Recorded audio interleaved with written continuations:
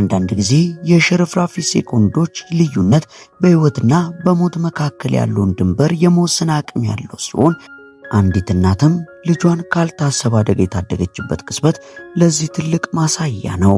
ይህም ታዲያ ለጥቂት ሴኮንዶች ትኩረቷን ወደ ሌላ ነገር ያደረገች አንዲት እናት ልጇ በደረጃው መውረጃ ላይ ባለው ሰፊ ክፍተት ውስጥ ሊወድቅ ሲል ታይዋለች።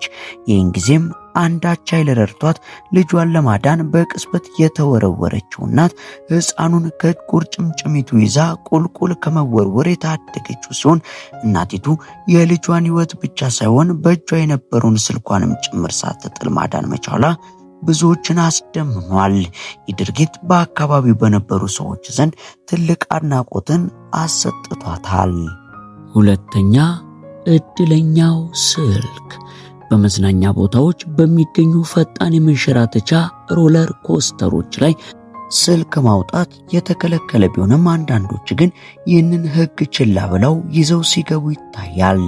በስፔን ፖርት አቬንቱራ ፓርክ ውስጥም አንድ ተሳፋሪ በሰዓት 80 ማይል በሚጓዝ ሮለር ኮስተር ላይ ሆኖ ፎቶ ለማንሳት በመሞከር ላይ ሳለ ስልኩ ከእጁ ቢያመልጠውም ነገር ግን ከኋላው ጥቂት መቀመጫዎች ራቅ ብሎ የተቀመጠው ሌላ ተሳፋሪ በሚያስገርም የመብረቅ ፍጥነት ስልኩን በአየር ላይ ይቀልበዋል። ይህ ክስተት በአጋጣሚ የተቀረጸ ሲሆን የስልኩ ባለቤት እድለኛነትና የቀላቢው ሰው ንቃት ብዙዎችን አስደምሞ አልፏል። ሶስተኛ፣ ለጥቂት የተረፈው ሰው። ወደ ኦሬገን እናቅናና በፈረንጆቹ 2024 ሼን የተባለ ሰው ሀገር ሰላም ብሎ ወደ አንድ መደብር እየገባ ሳለ ሞት ፊት ለፊት አድፍጦ እየጠበቀው እንደነበርና ጥቂት ኢንች ብቻ እንደሚቀረው ፈጽሞ ያላወቀ ሲሆን ሼን የመደብሩን በር ሲከፍት በአቅራቢያው ከሚገኝ የግንባታ ቦታ የተስፈነጠረ ግዙፍ የማሽን መጋዝ ምላጭ በከፍተኛ ፍጥነት እየተሽከረከረ መጥቶ ከሱቁ በር አጠገብ የተሰካ ሲሆን ምላጩ ግድግዳውን የመታበት ኃይል እጅግ ከፍተኛ ከመሆኑ የተነሳ በሩ ሲንቀጠቀጥ ነበር። ሼን በዚያ ቦታ ላይ ለአንድ ሰከንድ እንኳን ቢዘገይ ኖሮ ታሪኩ ሌላ ይሆን የነበረ ሲሆን ይህ አስደንጋጭ ክስተት በመደብሩ ካሜራ የተቀረጸ በመሆኑ ሁሉም ተቀባብለውት ሼንን የዓለማችን እድለኛው ሰው አስብሎታል። አራተኛ፣ ከሰማይ የወረደው መስታወት። በኒውዮርክ ከተማ ሰማይ ጠቀስ ሕንፃዎች ስር መጓዝ አንዳንድ ጊዜ አደጋ ሊኖረውም እንደሚችል የዚህ ሰው ታሪክ ጠቆም ያደረገ ሲሆን በ2022 በኒውዮርክ ስታንዌይ ሕንፃዎች ስር ሀገር ሰላም ብሎ ይጓዝ የነበረ አንድ ሰው ድንገት በአቅራቢያው ግዙፍ የመስታወት ቁርጥራጮች ወደ መሬት ይወርዱ ጀመር። ይህን ጊዜም እነዚህ መስታወት ስብርባሪዎች በአጋጣሚ በዚያ ይጓዝ የነበረን ሰው በጥቂት ርቀት ብቻ የሳቱት ሲሆን ይህም መስታወት በ1400 ጫማ ከፍታ ላይ ካሉ መስኮቶች ላይ ተላቆ የወረደ መስታወት ሲሆን በሰዎች ላይ ጉዳት አለማድረሱ ትልቅ እፎይታን ፈጥሯል። አምስተኛ፣ ፍሬን አልባው መኪና። ይህ በአውስትራሊያ ጎዳናዎች ላይ የታየ ክስተት ደግሞ በብዙዎች ዘንድ አግራሞትን የጫረ ሲሆን አንዲት አሽከርካሪ በጉዞ ላይ ሳለች አልኮል ጠጥታ ይሁን ፍሬን እምቢ ብሏት ባልታወቀ መልኩ መንገዶችን ጥሳ ስታልፍ ይታያል። በሰዓቱም መኪናዋ ቁጥጥር በማጣቱ ምክንያት በ7 የትራፊክ መስመሮች መካከል እየተወረወረች ብታልፍም የሚገርመው ግን አንዱንም መኪና ሳትገጭ ወደ አንድ ሱቅ ውስጥ ገብታ የቆመች ሲሆን በመኪናው ውስጥ በነበሩ ሰዎች ላይ ቀለል ያለ ጉዳት ብቻ ደርሶ በሰላም መትረፍ ቢችሉም ክስተቱ ግን ትልቅ ተአምርና እድለኝነት ተደርጎ ተቆጥሯል።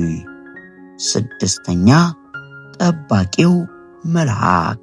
አንዳንድ ጊዜ ማንነቱን እንኳን የማናውቀው ሰው በድንገት ሕይወታችንን ሊያድን የሚችልበት አጋጣሚ ያለ ሲሆን በቱርክ አዳና ከተማ ውስጥም የተከሰተው ይኸው ነው።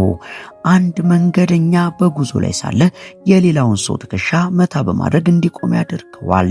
በዚያው ቅጽበት ግን አንድ ግዙፍ የብረት በር በከፍተኛ ፍጥነት ተገፍቶ የመጣ ሲሆን ያ መንገደኛ ባይቆም ኖሮ በብረት በሩ ሊገጭ ይችል የነበረ ሲሆን የዚያ ሰው ማንነት ባይታወቅም ብዙዎች ግን እንደ መልእክተኛ መልአክ አድርገው ቆጥረውታል። ስምንተኛ፣ ከመሬት የተረፈው መኪና።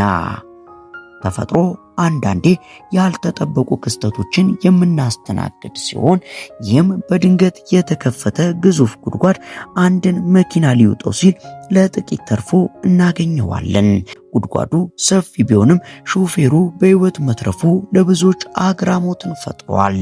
ይህ አይነቱ ተፈጥሯዊ አደጋዎች በማንኛውም ጊዜ ሊከሰቱ ስለሚችሉ ከፍተኛ ጥንቃቄ እንደሚያስፈልግም አሳይቷል። 10ኛ እድለኛው ሰው። ማቲው ፒተርስ የተባለው ወጣት ብረት በመቁረጥ ላይ ያለ የሚጠቀመው መሳሪያ ምላጭ ተሰብሮ ወደፊቱ የተወረወረ ሲሆን የሚገርመው ግን ያደረገው የፊት መከላከያ ሽፋን ምላጩን በመያዝ አይኑን ከአደጋ ታድጎታል። ይህ አጋጣሚም በስራ ላይ የደህንነት መጠበቂያ ቁሳቁሶች ምን ያህል ወሳኝ እንደሆኑ ለብዙዎች ትልቅ ማስረጃ ሆኖ ማቲው በጥቂት ሴንቲሜትር ልዩነት ከአይነ ስውርነት ተርፏል። 11ኛ የመብረቅ ጥቃት። ምንም እንኳን መብረቅን የሚያህል ነገር መከላከል የሚቻል ባይሆንም ሮሙስ ማክኒል የተባለው ሰው ግን እድል ከሱ ጋር ነበረችና በዝናብ ውስጥ እየተጓዘ ሳለ በድንገት ኃይለኛ መብረቅ በቅርብ ርቀት ላይ ይወድቅና ከእግሩ ስር መሬቱን ይመታዋል። ታዲያ መብረቁ ለትንሽ ሴኮንዶች ቢዘገይ ኖሮ ሮሙለስን ሊገድለው ይችል የነበረ ቢሆንም ሕይወት ሁለተኛ ጊዜ የመኖር እድል ተሰጥቶት ነበርና ያለምንም ጉዳት ማምለጡ ተአምር ሆኗል። 12ኛ ሚካኤላ መዲና። ሚካኤላ መዲና የተባለች የ14 ዓመት ልጅ በቴክሳስ ባህር ዳርቻዎች ላይ በመዋኘት ላይ ሳለች የሆነ ነገር ጀርባዋን ሲይዛትና ሲለቃት ይሰማታል። ታዲያ በሰዓቱም ሁኔታውን ልብ ባትለውም ዋናዋን ጨርሳ ስትወጣ ግን በጀርባዋ ላይ የአሳ ነባሪ ጥርስ ምልክት ያገኘች ሲሆን ሚካኤላም ይህንን ስታይ ምን ያህል አደገኛ ሁኔታ ውስጥ እንደነበረችና ምን ያህል እድለኛ ሴት እንደሆነች የገለጸች ሲሆን እንዴትና በምን አይነት አጋጣሚ ግን ይህ ነገር እንደተፈጠረና እንዴት መትረፍ እንደቻለች ግን ምንም እንዳልገባት ተናግራለች። ታዲያ ምንም እንኳን ጉዳቱ ቀላል ቢሆንም ከአሳ ነባሪው አፍ መትረፏ ትልቅ እድለኛነት ሆኖ ተመስክሯል። 13ኛ የተረሳው ቦርሳ።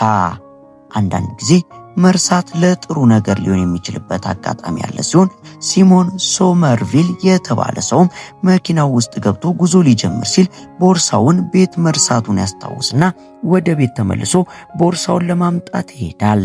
ይዞ ሲወጣም መኪናው ላይ በአቅራቢያው የነበረ ዛፍ ወድቆ የተመለከተ ሲሆን ቦርሳውን ለመውሰድ ባይወርድ ኖሮ እርሱም መኪናው ውስጥ ይሆንና አደጋው ሕይወቱን ሊያሳጣው ይችል ነበር።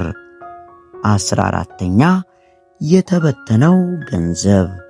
በሳንዲያጎ አውራ ጎዳና ላይ እየተጓዘ የነበረ አንድ የባንክ ገንዘብ የጫነ መኪና ድንገት በሩ ተከፍቶ ገንዘቡ በሙሉ መንገድ ላይ የተበተነ ሲሆን ብዙ ሰዎችም ከመኪናቸው ወርደው ይህንን ድንገት የተበተነን ገንዘብ ሲሰበስቡ ታይተዋል።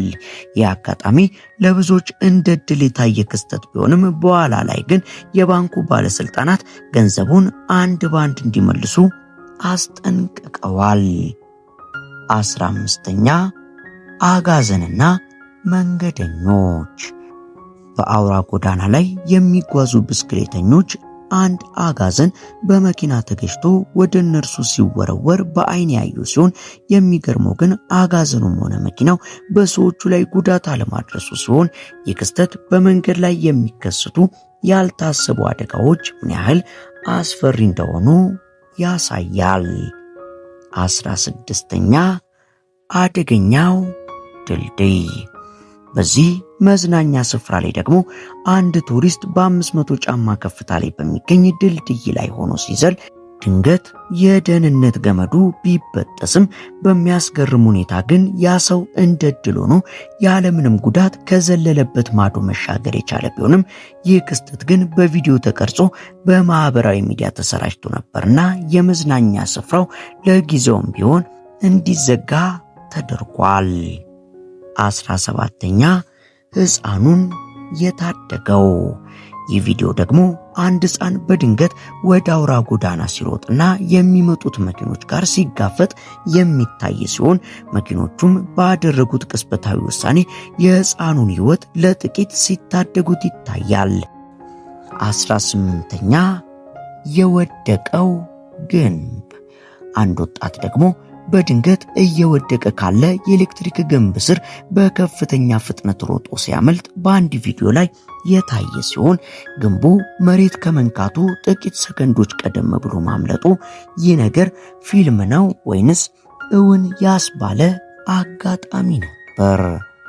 19ኛ በራሪዋ ወፍ። ይህ አሽከርካሪ ደግሞ የፍጥነት ወሰኑን ጥሶ በመጓዝ ላይ ሳለ የትራፊክ የፍጥነት መቆጣጠሪያ ካሜራው መኪናውን ሊቀርጸው ሲል አንዲት ዕድለቢስ ወፍ በፊቱ በመብረሯና ወፏ የመኪናውን ሰሌዳ በመሸፈኗ ምክንያት አሽከርካሪው ካልተጠበቀ ቅጣት ሊተርፍ ችሏል። 20ኛ ዕድለኛው ቤን ካርፔንተር የተባለ አካል ጉዳተኛ ደግሞ በመንገዱ ላይ ያለ በግዙፍ መኪና ተገጭቶ ከፊት ለፊቱ የተለጠፈ ሲሆን መኪናው ቤን እዚያ መኖሩን ሳያውቅ ለ2 ማይሎች ያህል በከፍተኛ ፍጥነት ቢጓዝም ዕድለኛው ቤን ግን ያለምንም አንዳች ጉዳት በሕይወት መገኘቱ ትልቅ ተአምር ሆኖ አልፏል። 21ኛ ድንገተኛው ፍንዳታ። ይህ ቪዲዮ ደግሞ ራያን መርፊ የተባለ አንድ ሰው የመዋኛ ገንዳውን ማጣሪያ ሊያስተካክል ሲል ማጣሪያው በከፍተኛ ግፊት ፈንድቶ ወደ ላይ የተወረወረ ሲሆን የሚገርመው ግን ማጣሪያው ዕድለኛውን ራያንን ሳይመታው ማለፉ ነበር። 22ኛ ባቡርና መኪና። ይህ አጋጣሚ ደግሞ አንድ ግዙፍ መኪና ከሚመጣ ባቡር ጋር ሊጋጭ ጥቂት ሰከንዶች ብቻ ቀርተውት የነበረ ቢሆንም መኪናው በከፍተኛ ፍጥነት መንገዱን በማለፉ ምክንያት ግን በሽርፍራፊ ሰከንዶች ከአደጋው ሊተርፍ ችሏል። ይህ አጋጣሚም የሰከንዶች ልዩነት ምን ያህል ወሳኝ እንደሆነ አሳይቶ አልፏል። 23ኛ አሳ ነባሪውና ዋናተኛው። ይህ ሰው ሀገር ሰላም ብሎ በካሊፎርኒያ ባህር ላይ በሰላም እየተንሸራሸረ ሳለ ከስሩ ግን አንዲት ግዙፍ ነጭ አሳ ነባሪ በዝግታ ስትዋኝ በድሮን የተቀረጸች ሲሆን ሰውየውም ይህንን ሳያውቅ በሰላም ተዝናንቶ በሰላም ወደ ዳር የወጣ ሲሆን ምናልባት የአሳ ነባሪው ሰለባ ለመሆኑ የሰውየውን ዕድለኝነት አሳይቷል። 25ኛ ዕድለኛው ልጅ። አንድ ልጅ በመንገድ ላይ እየተጓዘ ሳለ ካለበት አጥር ጥቂት እርምጃዎች እንደሄደ አንድ መኪና አጥሩን ሰብሮ የገባ ሲሆን ልጁ ጥቂት ሰከንዶች ቀደም ባይል ኖሮ ውጤቱ አስከፊ ይሆን እንደነበር መገመት አያዳግትም። 26ኛ ተወርዋሪው መጥረቢያ። በማሳቹሴትስ አውራ ጎዳና ላይ አንድ መጥረቢያ ከፊት ከነበረ መኪና ላይ ተወርውሮ መስታወቱን የወጋው ቢሆንም እንደ ድል ሆኖ ግን ይህ መጥረቢያ መስታወቱን ማለፍ ሳይችል እላዩ ላይ ተሰክቶ በውስጥ በነበሩት ሰዎች ላይ ምንም አይነት ጉዳት ሳያደርስ በሰላም መትረፍ ችለዋል።